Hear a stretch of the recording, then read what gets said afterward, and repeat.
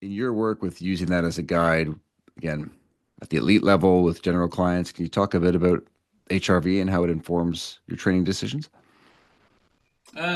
Yeah, so I mean, I guess for those who don't know a bit about heart variability, so HRV, I guess it's a direct, well, it's a surrogate marker of the autonomic nervous system, so we can ascertain, whether you're more sympathetic or more parasympathetic. So sympathetic is more your fight or flight, your stress response, whereas parasympathetic is more rest and digest. So it's kind of more of the relaxation response.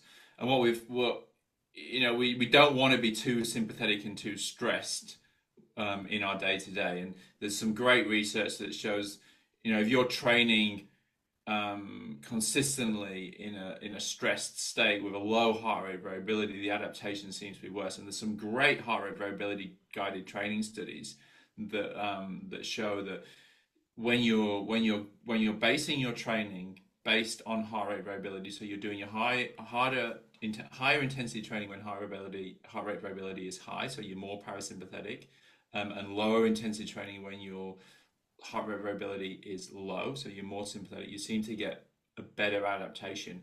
And that's despite often the heart rate variability guided training group, they are shown to do less training and specifically less high intensity training. So it's Interesting. and it's been shown time and time again. So this Hmm. isn't it's Yeah. pretty concrete, and it's very well established.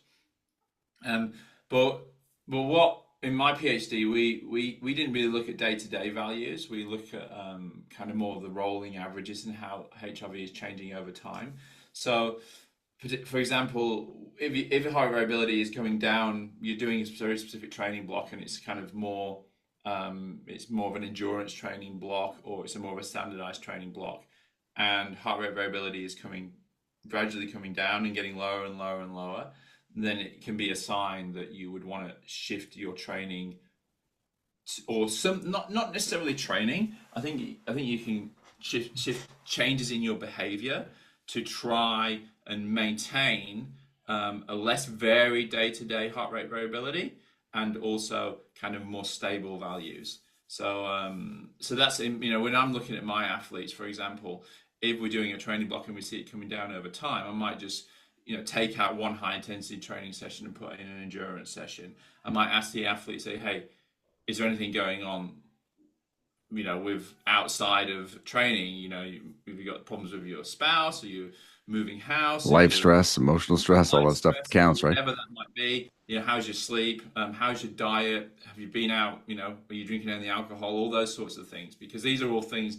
If you can train consistently with a stable heart rate variability, it's generally a sign that you're going to be training a little bit better. And I always say that training and improvement it's really quite simple. It's basically it is the dose, or the signal versus the response, right? And Hmm. that's all training is that if you get the signal right, and that's what we talked about at the earlier part of this podcast, is that you know is the training intensity correct? Is the training content correct to elicit the right response?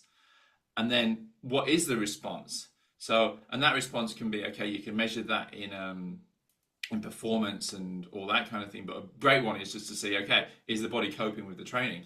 If the stimulus is right and the response is right, so you've got the stimulus right and they're responding well in terms of heart rate variability, they're recovering well, they're maintaining a healthy balance, then generally they're going to be improving. I think those two things together can be really important. And that's where heart rate variability can become in and be really, really handy. So.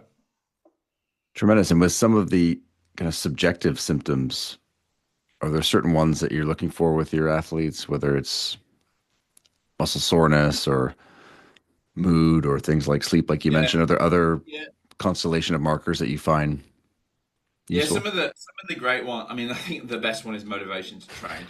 You just can't get past. Yeah. It's such a good one. Is how they're If you can't get out I of mean, bed, it's gonna be a yeah, and tough day. also yeah, it's also like comments as well. Is like, and I think it's fine. I mean, every athlete will have a period of time where they don't feel like training, but these can't go on for too long. And I had an athlete who was just training for an Ironman.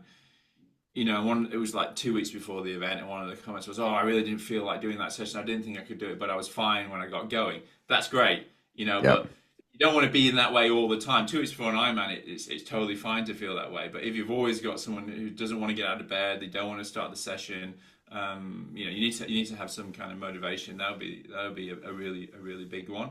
I think muscle soreness can be can be okay in some sports, but often, like in sports like cycling, it's not very good at all Hmm. because you can just cycle and cycle and cycle and run yourself into a ground with no muscle soreness, but you're actually really, really fatigued.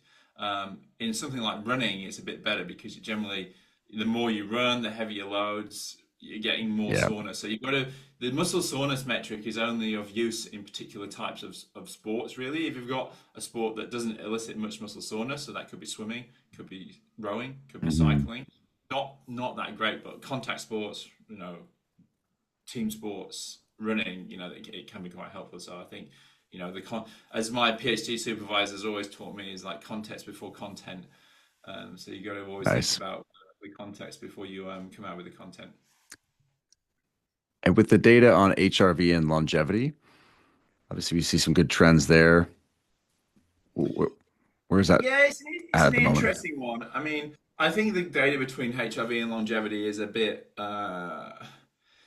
it's a little bit talked about like it's gospel, and it's Yeah.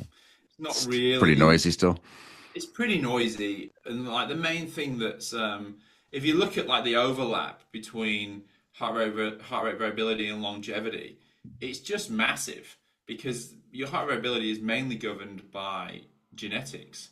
So just because you've got a low heart rate variability and someone who has a high one, you could have someone who is just generally genetically gifted with a very high heart rate variability, but they're doing really bad lifestyle things. So they no exercise, they they drink, they smoke, and they can actually still have a higher heart rate variability than the person who's genetically got a lower heart rate variability, but they have but they're doing all the right things. So I wouldn't worry. I think I often get this question: is people worry? They come to me worried about how low their RMSSD score is, which is the heart rate HRV score.